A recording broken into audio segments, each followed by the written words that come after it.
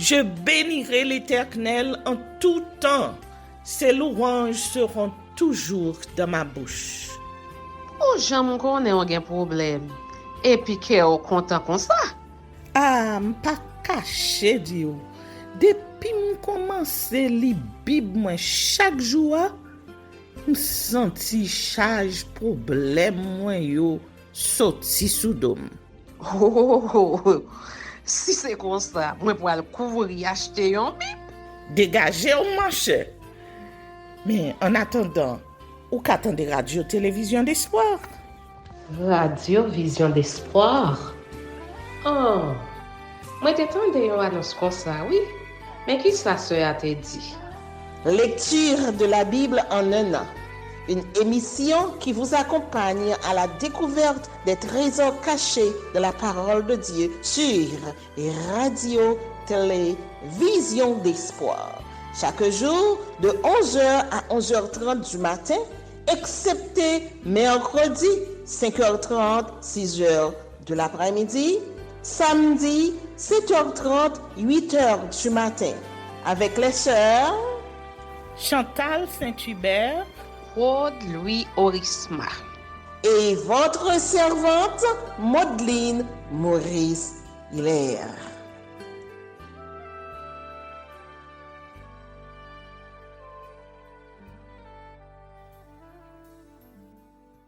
Saint-Esprit de Dieu, fais-nous la grâce de jouir de ta présence durant cette lecture qui enseigne, convainc, corrige, instruit et qui sauve. Au nom de Jésus. Amen. Deutéronome chapitre 33. Bénédiction prophétique de Moïse.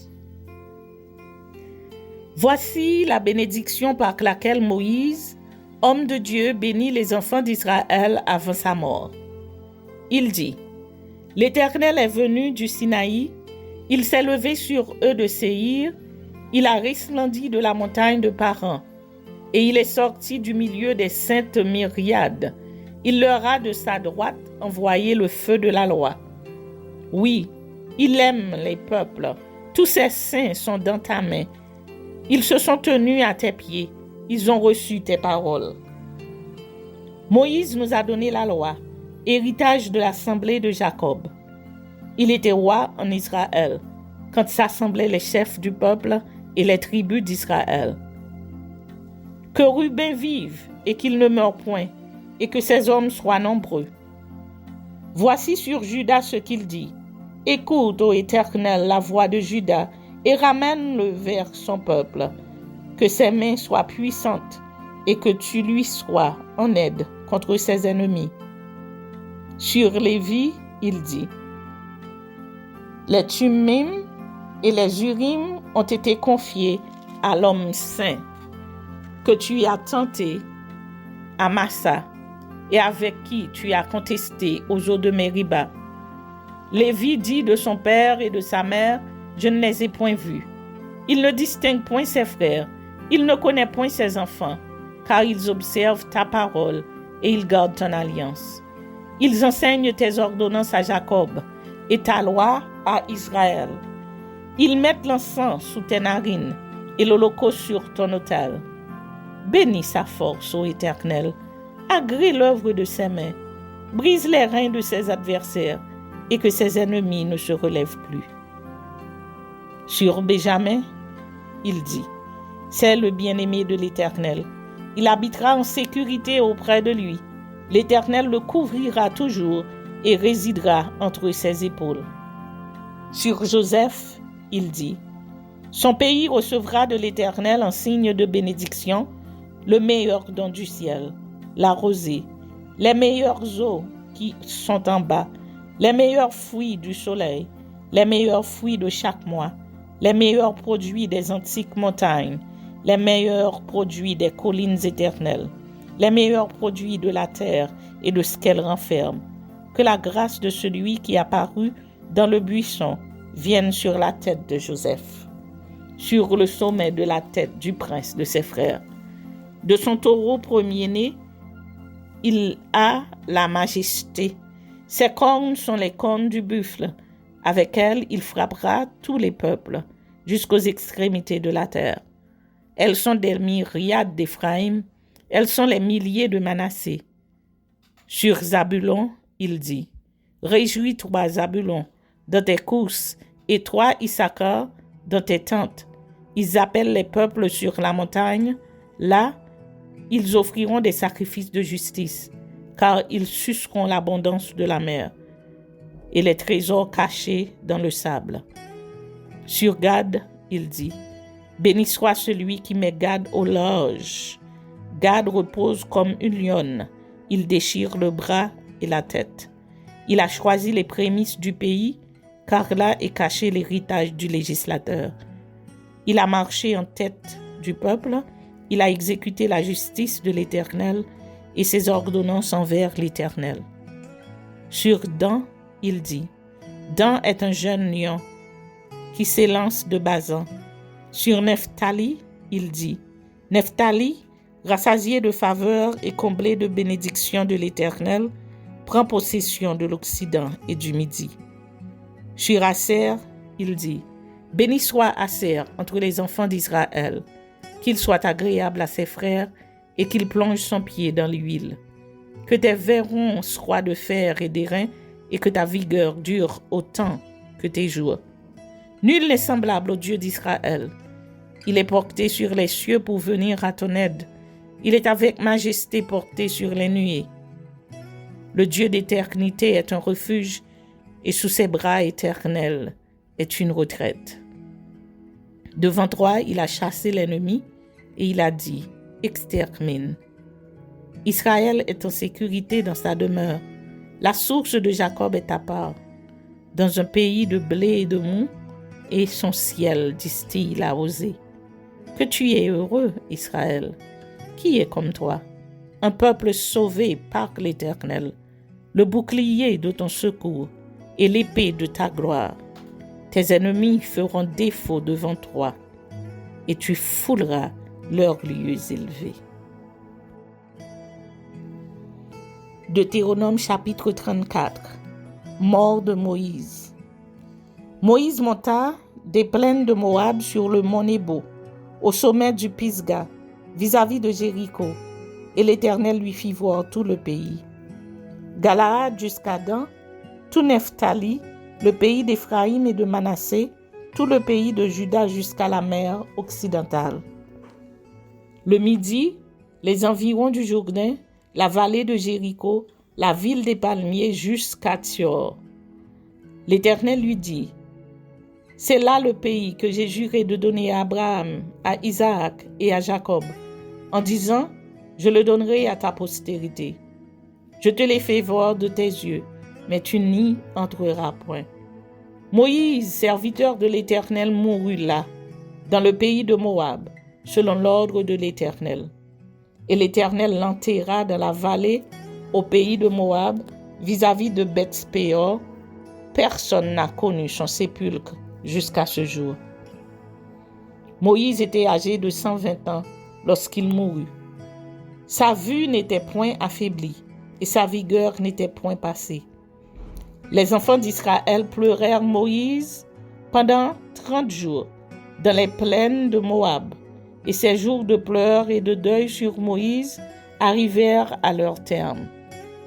Josué, fils de Nun, était rempli de l'esprit de sagesse, car Moïse avait posé ses mains sur lui. Les enfants d'Israël lui obéirent et se conformèrent aux ordres que l'Éternel avait donnés à Moïse.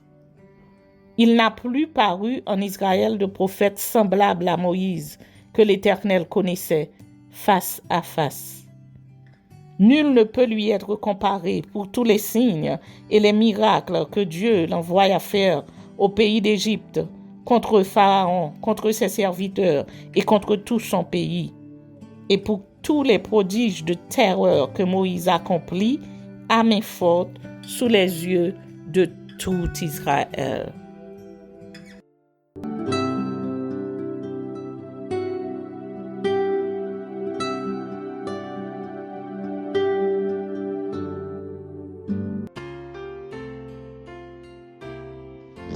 Ésaïe chapitre 15. Prophétie contre Moab. Oracle sur Moab. La nuit même où elle est ravagée, Moab est détruite. La nuit même où elle est ravagée, Kir Moab est détruite. On monte au temple et à Dibon sur les hauts lieux pour pleurer. Moab est en lamentation sur Nebo et sur Medeba. Toutes les têtes sont rasées, toutes les barbes sont coupées. Dans les rues, ils sont couverts de sacs. Sur les toits et dans les places, tout gémit et fond en larmes. Hesbon et Éléalé poussent des cris. On entend leur voix jusqu'à Jahab. Même les guerriers de Moab se lamentent, ils ont l'effroi dans l'âme. Mon cœur gémit sur Moab, dont les fugitifs se sauvent jusqu'à Sohar, jusqu'à Eglat Shelishiha, car ils font en pleurant la montée de Lushit, et ils jettent des cris de détresse sur le chemin de Shoronahim. Car les eaux de Nimrim sont ravagées, l'herbe est desséchée, le gazon est détruit, la verdure a disparu. C'est pourquoi ils ramassent ce qui leur reste et ils transportent leurs biens au-delà du torrent des saules. Car les crises environnent les frontières de Moab. Ces lamentations retentissent jusqu'à Eglahim. Ces lamentations retentissent jusqu'à Beer Elim. Les eaux de Dimon sont pleines de sang, et j'enverrai sur Dimon de nouveaux malheurs. Un lion comme contre les réchappés de Moab, contre le reste du pays. J'enverrai sur Dimon de nouveaux malheurs, un lion contre les réchappés de Moab, contre le reste du pays. Amen.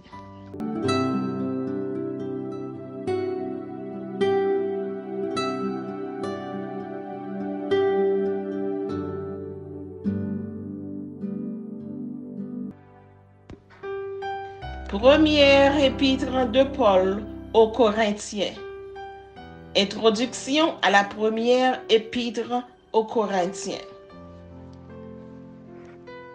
La ville de Corinthe est située sur l'isthme qui porte le même nom entre la Grèce continentale et le Péloponnèse. Au milieu du 1er siècle, cette ville était cosmopolite avec des activités économiques et commerciales très développées. C'est à cette époque que l'apôtre Paul y fonda l'Église au cours de son 2e voyage missionnaire. Selon Actes 18, les versets 1er à 18, il y aurait séjourné pendant environ 1 an et demi. La communauté chrétienne que Paul créa à Corinthe était composée en majorité de païens de conditions sociales assez modestes. Mais ce n'est pas de ce sujet qu'il traite. Paul adressa plusieurs épîtres à l'église de Corinthe. Le Nouveau Testament ne nous en présente que 2, mais tout porte à croire qu'il y en a plus. Une lecture attentive de celles qui sont disponibles montre que Paul avait écrit plus de 2 lettres. Il est donc probable que certaines soient perdues ou se retrouvent fusionnées avec les 2 existantes. Dans la première épître qui nous concerne ici, Paul traite de questions diverses. On en distingue de 3 sources. 1. Questions relevant des informations reçues des gens de Chloé, appel à l'union contre les divisions dans l'Église, état moral de l'Église et censure des désordres. 2. Questions relevant des informations reçues par écrit sur le mariage, sur les viandes sacrifiées aux idoles. 3. Questions relevant enfin de lui personnellement. Paul profite de sa réponse aux Corinthiens pour aborder d'autres problèmes de vie chrétienne.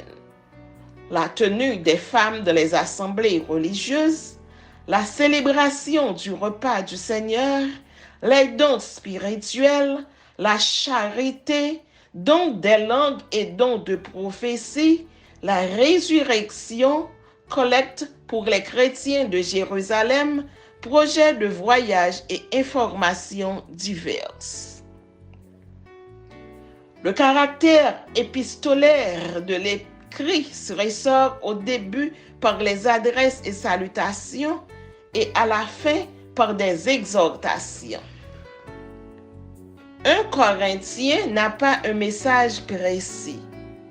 Cette épître répond plutôt à plusieurs problèmes de communauté, en particulier les divisions provoquées par les coteries résultant des préférences portées sur tel ou tel prédicateur, Paul, Apollos, Céphas, etc. Paul souligne que tous les prédicateurs sont des serviteurs du Christ à qui seul revient la gloire.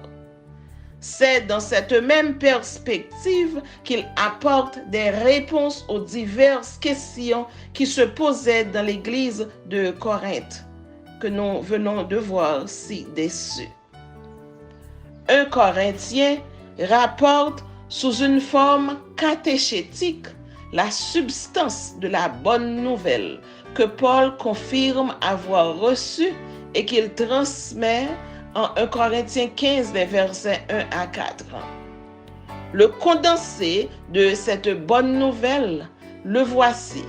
Christ est mort pour nos péchés, il a été enseveli, il est ressuscité, il est apparu à Céphas, aux 12, à plus de 500 frères, ensuite à Jacques, à tous les apôtres. Après eux tous, il m'est aussi apparu à moi.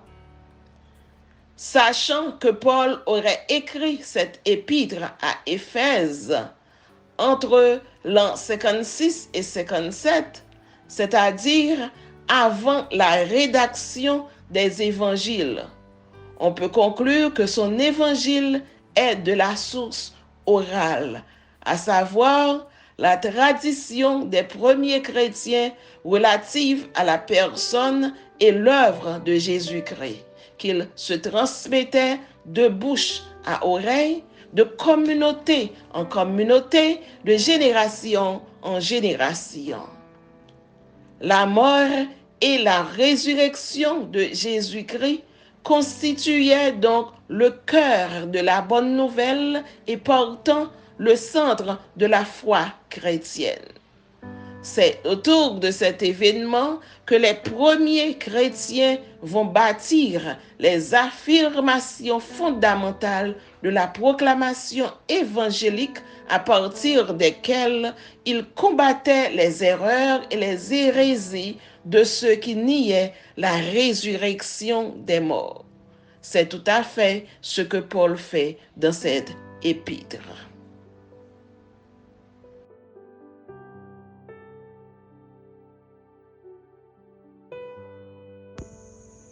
« 1 Corinthiens chapitre 1er.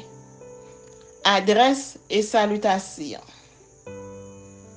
Paul, appelé à être apôtre de Jésus-Christ par la volonté de Dieu, et le frère Sosthène, à l'église de Dieu qui est à Corinthe, à ceux qui ont été sanctifiés en Jésus-Christ, appelés à être saints, et à tous ceux qui invoquent en quelque lieu que ce soit le nom de notre Seigneur Jésus-Christ, leur Seigneur et le nôtre, que la grâce et la paix vous soient données de la part de Dieu notre Père et du Seigneur Jésus-Christ.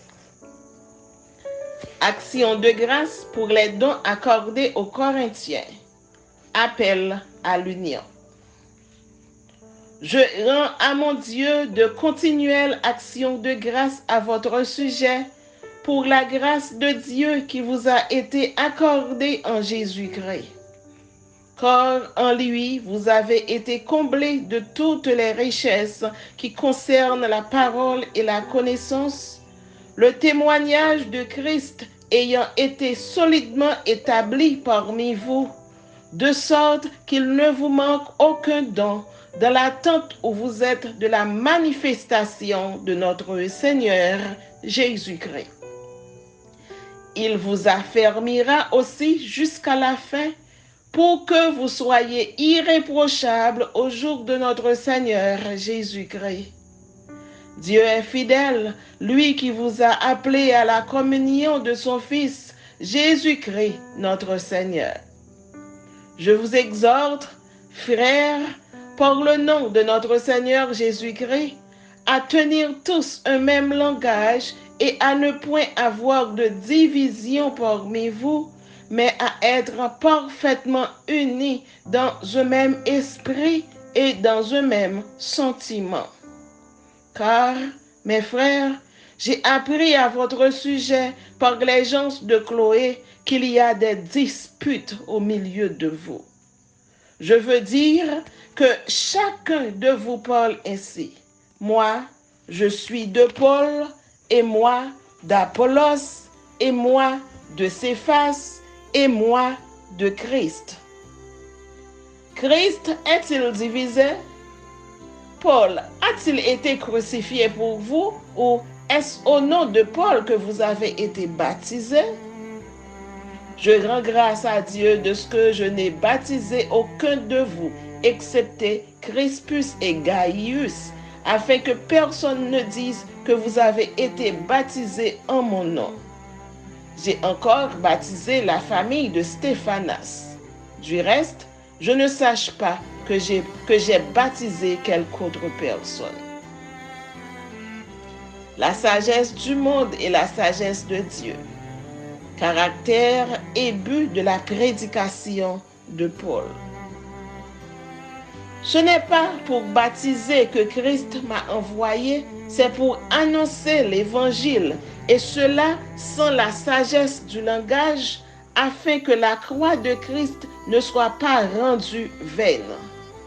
Car la prédication de la croix est une folie pour ceux qui périssent, mais pour nous qui sommes sauvés, elle est une puissance de Dieu. Aussi est-il écrit, je détruirai la sagesse des sages et j'anéantirai l'intelligence des intelligents.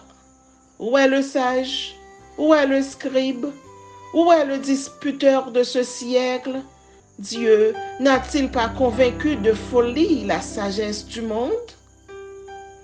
Car, puisque le monde, avec sa sagesse, n'a point connu Dieu dans la sagesse de Dieu, il a plu à Dieu de sauver les croyants par la folie de la prédication. Les Juifs demandent des miracles et les Grecs cherchent la sagesse. Nous prêchons Christ crucifié. Scandale pour les Juifs et folie pour les païens, mais puissance de Dieu et sagesse de Dieu pour ceux qui sont appelés, tant Juifs que Grecs.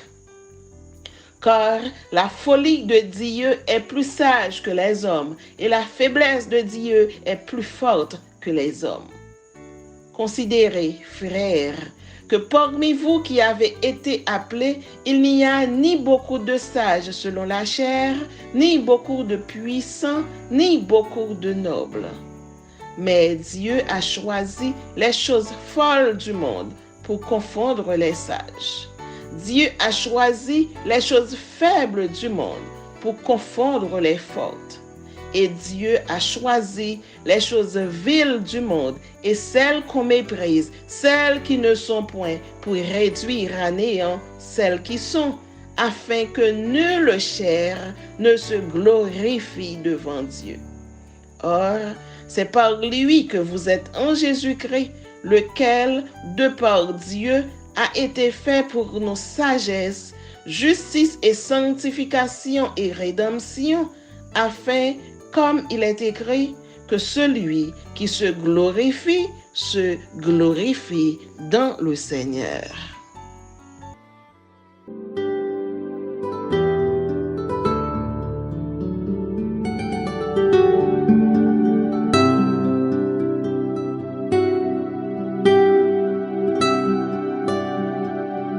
Merci Seigneur de nous donner le discernement dans la lecture de ta parole, que nous y prêtions attention afin d'appliquer notre cœur à la sagesse. Amen. Que celui qui a des oreilles pour entendre, entende, et que celui qui lit fasse attention.